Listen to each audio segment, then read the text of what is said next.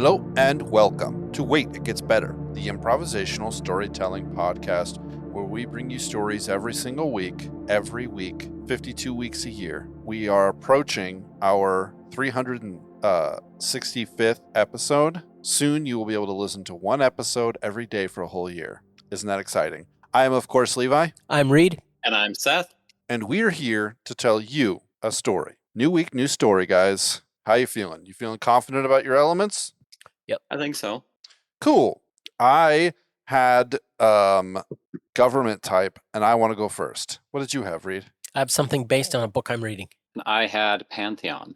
So I'm itching at the bit. This is a story element that I've been thinking about for like a couple of weeks now, maybe a month or so. Does someone want to go first, or should I just jump in? Go. You can go ahead. All right. Yeah, go ahead. So I have government type. Now, what government type is as a story element is this is the way that the government functions, right? This is different than the economic system, but sometimes they're intertwined. And in fact, I also have another story element that's going to tie into this as well, just to kind of flesh the world out a little bit more and everything like that. All right. So what we have is the government, the country of Xander, right? Xander is a piecemeal part of a lot of different countries that has recently, like for the last couple hundred years, been under sort of serious oppression from all sides. It's been a puppet state. The other countries have tried splitting it up, but the people who the core racial demographic were very anti-authority, very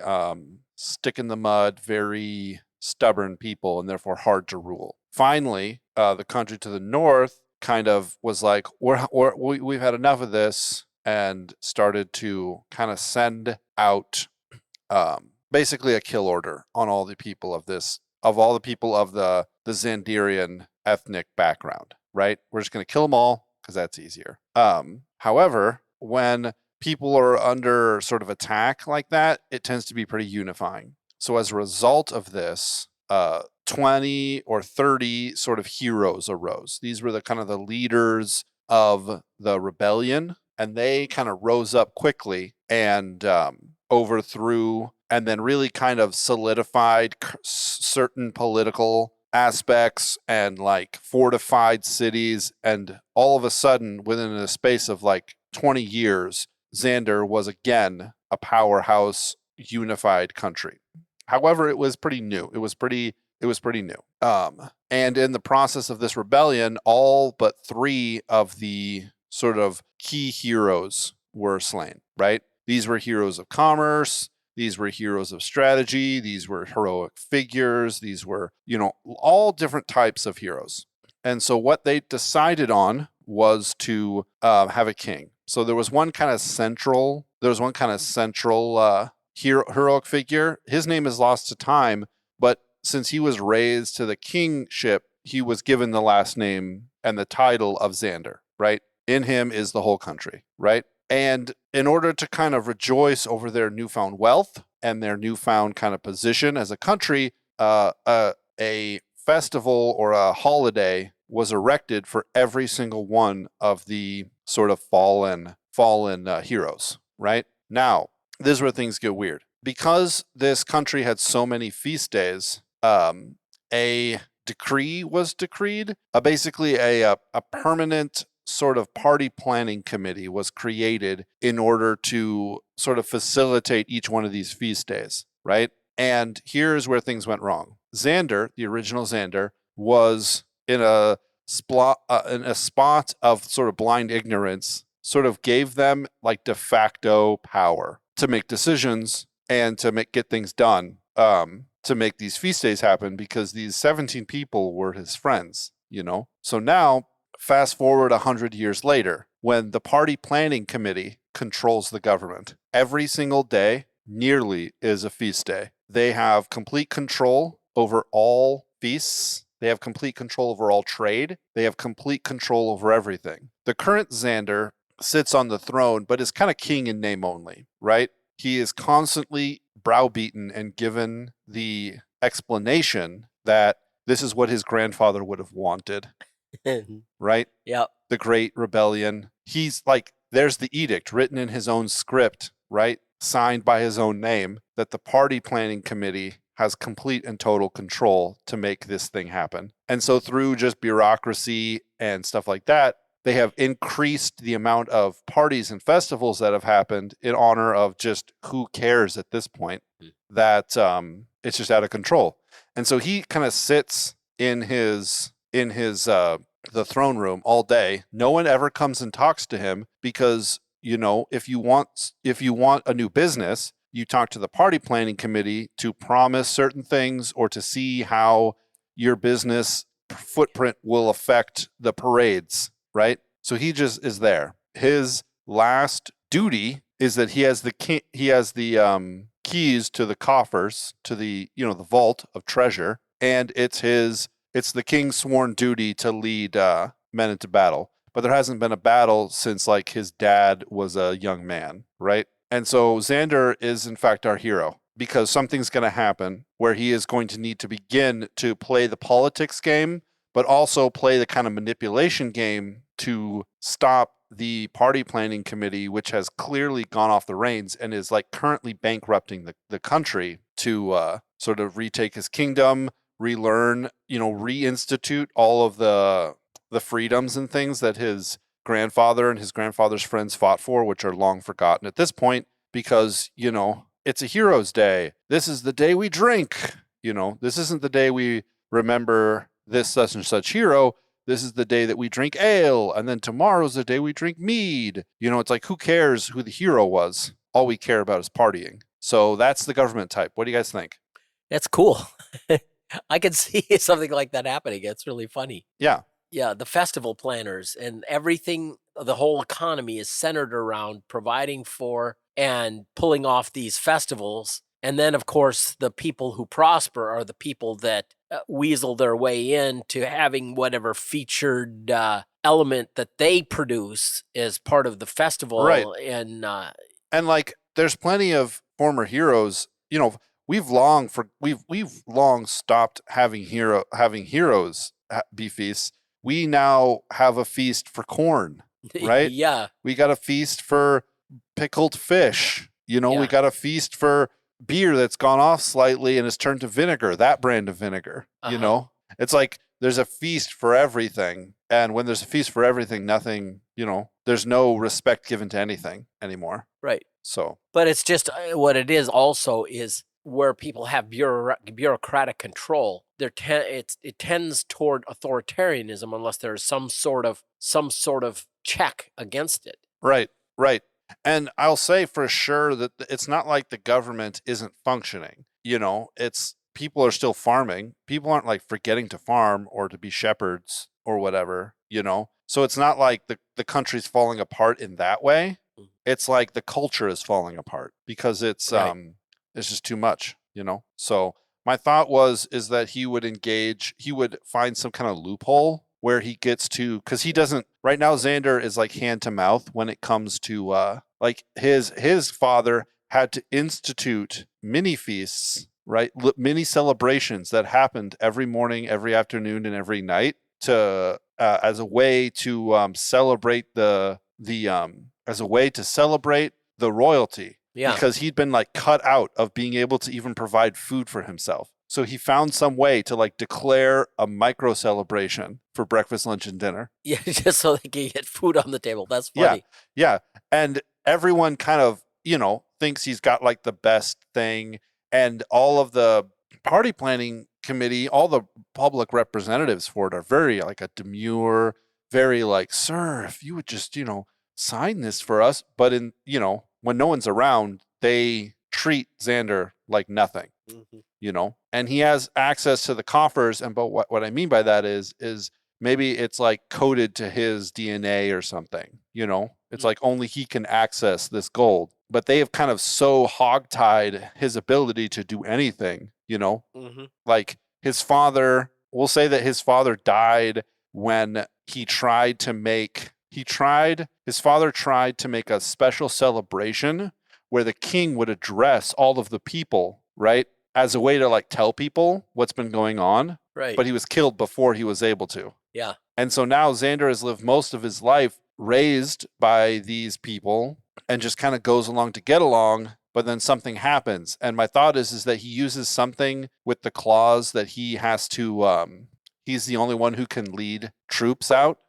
Mm-hmm. And he uses something with that to be able to procure resources and get out of the city. Okay. And then his kind of world just kind of opens up, and then, then he begins his hero journey or whatever. So, do you guys have any ideas? So real quick, maybe before Reed goes, I, being that it's improv and things can change a little bit, I would possibly like to request a different element. Okay. As kind of a last minute thing, because again, I kind of like my idea for Pantheon that I've got here, but I think that it would intertwine, not intertwine, but not intertwine properly into your thing. So I would just like quickly request to use it at a different time that I get Pantheon. Okay. That's never come up before. Sure. Do you have any good ideas? Not particularly. I wasn't sure if you just wanted to like random draw a different element off of there. But I can think about for a second while Reed gives his. Yeah, sure. Reed, you start. I'll send you it, Seth. Okay. Reed, just launch in. Well, I was just finishing a book last week when we drew names. It was Cold Mountain, which is a novel kind of set in sort of the last gasps of the Civil War, and there's a theme in that I think would fit with this. Another book that I was reading that I finished that one and I've been reading then the latter part of this week is same genre. It's historical fiction, but it's based on the title of it is Shiloh by Shelby Foote, Foote, and it's just stories about like individual soldiers on both the North and the South, and set in the setting of the Battle of Shiloh, which has a really intriguing thing for this story. I think that book just follows like a couple of individual characters, a couple of officers, a couple of privates, and their part in the fog of war. They generally just know what's going on around them, and they're kind of in the dark. And what happens to an individual, as he gets called up and he's part of the, Minnesota volunteers that come to fight, and he's a cannoneer with a 1st Minnesota Battery, and they start doing what he's been trained to do and shooting, but they're getting overrun, so they have to like get the horses and mount up and get the cannons and the caissons and everything, and they got to go back to another position and set up again, and then they get pushed back again. They have to do it, and the third time they're setting up and they're fighting, and then the word comes down, we got to pack up and move again, and it's just like this one character just kind of loses heart, and he just walks away. And he finds himself, there's a kind of a landing where a bunch of the Union troops had come down the Tennessee River. And there's just a bunch of guys like hanging out that are like separated from their units, but mainly they just run off. And it's sort of they're sort of struggling with that. Like it don't make no sense no more kind of thing. And one general says, they're not worth a bullet. They're just demoralized. They'll come around. And it was just an interesting from the perspective of kind of a deserter that was part of a group of deserters that was so huge that it was beyond the capacity of the normal means of handling a problem like that. Like you can't shoot them all. You know what I mean? It's just like, just leave them be. We got a battle to fight here. And but it was interesting dealing with their individual struggle with, well, I never thought I was a coward. What happened to me here? And this one guy, actually, he just decides, okay, I'm done being demoralized. And he just trudged back out to find his old unit and just joined back up like nothing happened. But I was thinking that in this scenario, there'd be a lot of interesting dynamics about, everybody has these festivals, but then life goes on. So what is this like for like a farmer, for example, who's got to get up in the morning and do chores and see to his animals. Right. And he is in the, in the dairy business, he's producing milk, and there's a whole infrastructure that's involved with that. And their family, pays lip service to the festival of the day, so to speak. But they've kind of worked around this bureaucracy in order to do what they have to do to carry on, And I think there'd be a number of interesting sub-stories along those lines. and then how it impacts when they come up against the bureaucracy, then they're forced to deal with it, you know? Right. So are you saying this is a family or just a guy? Well, I hadn't gotten that far. The other story, the other book I was reading, this Cold Mountain, there's a heavy theme through it. You've got wolves, you've got sheeps, you've got wolves, and you've got sheep, and you've got sheepdogs. And I have a picture of your hero as kind of a sheepdog. Like the wolves have kind of taken over, Right. and the sheep, just because they don't know what else to do, they just kind of go along to get along. Right. And this guy says, you know what, this has kind of got to all stop.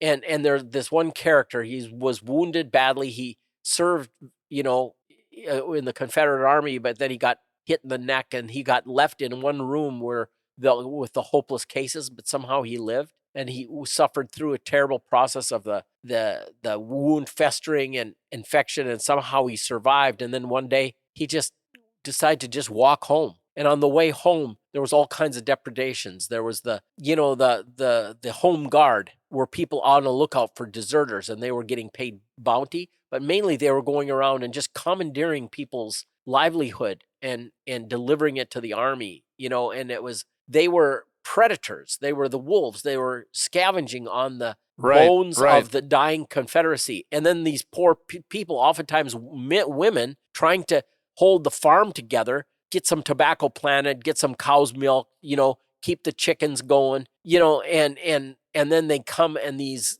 guys come by and they take all their the corn out of the corn crib. Well, what am I going to feed the hogs? They say, oh, what hogs? Oh, guys, fan out. These guys have gotten some hogs hidden from us. You know, I mean, and on the way home, the hero character, he just kind of he's tough, you know, he has seen the elephant, so to speak. He knows what it's like to stand face to face with a Union soldier, and both of them have fired their guns and they got nothing but their bayonets, and they're chest to chest, and he's just got to survive, you know. And so when he sees the injustice of these people being taken advantage of, he just plays sheepdog and just starts kicking butt. And it's just an interesting dynamic, you know, the guy whose sense of moral outrage is might for right, not might is right, you know. And and I see the element of that in this Xander.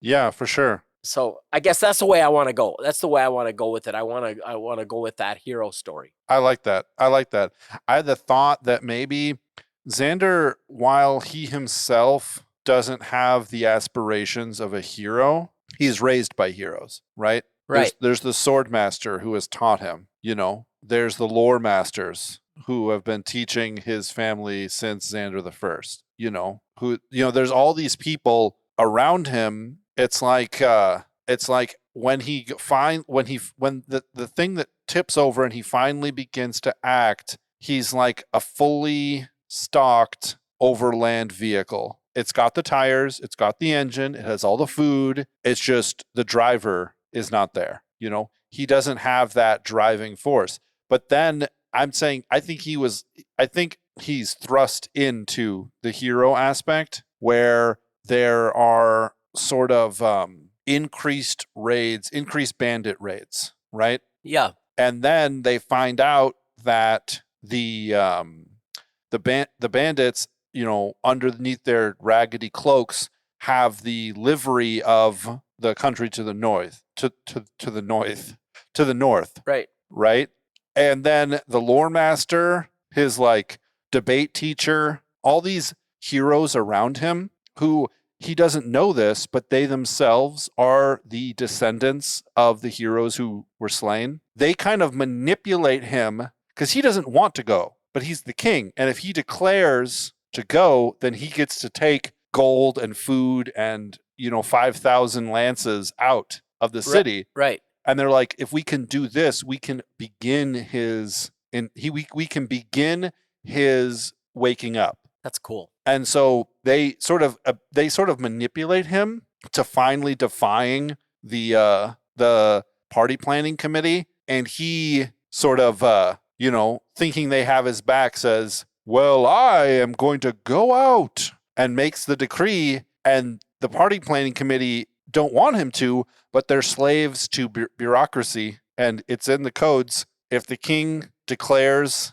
that he is going to go out with this many people with this much food for this amount of time, then he's going to. Yeah. And so then he kind of gets ushered out of the city with much fanfare.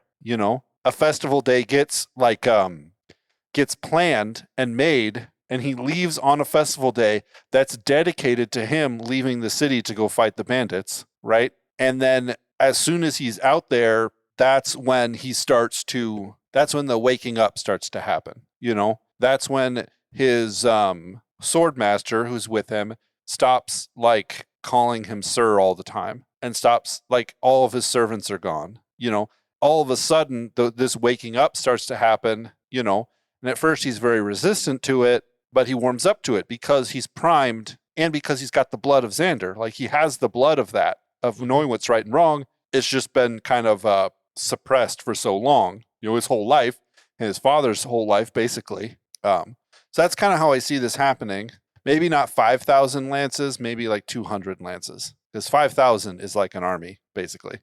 But like 200 lances, and they travel out of the city and then travel out to, these bandits. Seth, you got any ideas? Yeah.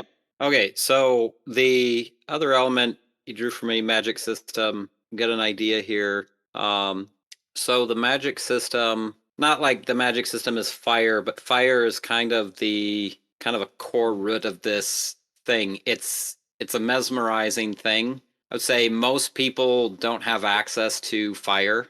The special, I don't know, maybe some kind of like magician class, has means to make fire. Most people might have some kind of element, some ore that, maybe it's some ore you get from the ground, you put water on it, it gets hot, and so then they use that to heat their homes. But most people don't have fire, right? So it's like these, there'd be like these wizards, right? But they can mix together and make a match, which then they can strike it, and then it's like this mesmerizing thing. And by the time it goes out, they can, let's say, make their getaway, and everyone kind of like just kind of got lost in themselves, right? Like maybe on feast days, I'm thinking of like, the leader would come out with a torch. I'm thinking of like the Statue of Liberty with the torch and stuff like that. That kind of imagery of, that liberty, and it draws people to it, and it's something unkind of, no one really understands it, but like fire is like a mesmerizing kind of deal. Yeah. If you can get fire and attach it to your lance, or, bring a torch into battle or something that, it's not like it's just everywhere, everybody has it all the time, but like if your leader can come out to the field with, in that sense, like a torch, or deploy small bits of, flame here and there, or in like more of a calm setting, right? Like one would gather around a small flame and tell a story, and everyone gathered around would almost be lost in time and engrossed in what was being said or happening, or, kind of the way the element plays out in this world. But yeah, I like it. I like the idea that it's like a rock that you pour water on and it heats up. Oh no, I was thinking that's like most everybody has that. No, I know. Right? Some kind of ore. I know. I just think that's a really cool idea. Yeah, it's like a non-fire mechanism for heating and cooking, and it's just people. Okay, yeah. And then the light, like then people would be really tied to the sun. In a way that you don't have fire. Fire was a great game changer where you started having people working nights. Yeah, I was thinking about, well, what about lightning strikes? And it's like, well, that's easy. When lightning strikes the ground, it turns the ground into that type of rock. Yeah, it's just like cracks on the ground, and then that ground is like all that rock now. This is really interesting. This is can you imagine a whole society that like develops but doesn't have fire? Yeah, except for the druidic crew, the wizard class. Right. And so it being mesmerizing, I like the whole story thing where it's like you light a single candle and then you tell a story, and everyone's kind of like centered on that. Yeah. Everyone is a giant moth. This is a world of moths. Oh man. Moth. This is a great story. I really like it. Yeah.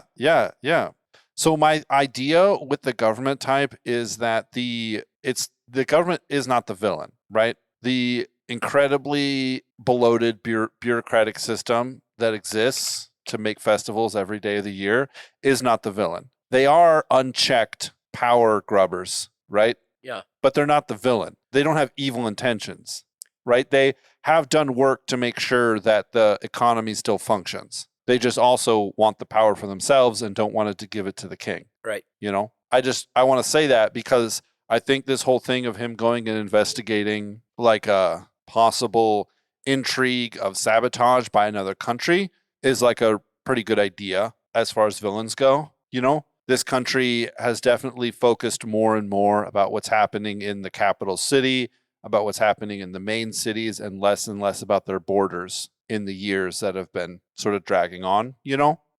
So I just wanted to say that about the world. Cool. Any other story building elements you guys have before we call this one a wrap? No, I think that's it. All right, ladies and gentlemen, thank you so much for joining us for Wait, It Gets Better, the improvisational storytelling podcast. If you like this episode, let us know. Send us an email at waititgetsbettercast@gmail.com.